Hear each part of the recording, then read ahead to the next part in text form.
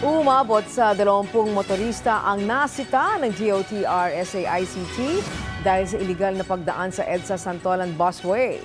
Muling nagpaalala ang mga otoridad na ang EDSA Busway ay eksklusibo para sa mga pampasaherong bus at hindi pinapayagan ang pagdaan dito ng mga pribadong sasakyan. Si Bernard Ferrer sa sentro ng balita.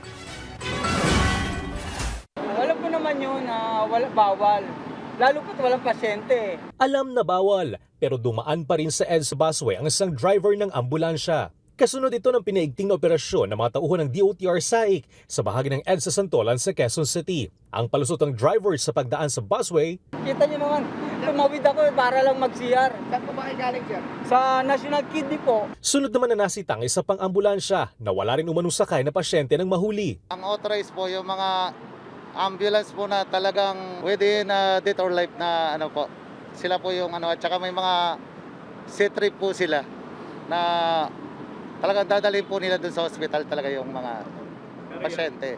Hindi rin nakaligtas sa operasyon ang ilang motorsiklo na madalas idahilan ng saglit lang na pagpasok sa busway dahil sa mabigat na trapiko sa Santolan flyover. Mailan sa mga lumabag ang tumakas sa mga tauhan ng DOTR SAIC pero nagkuha naman sa CCTV ang kanilang mga plaka. Ang mga nahuli ay pinatawan ng violation ticket na may kaukulang multa na 5,000 piso. Muling ipinaalala ng mga otoridad na ang EDSA Busway ay eksklusibo lamang para sa mga pampasaherong bus at mahigpit na pinagbabawal ang pagdaan dito ng mga pribadong sasakyan.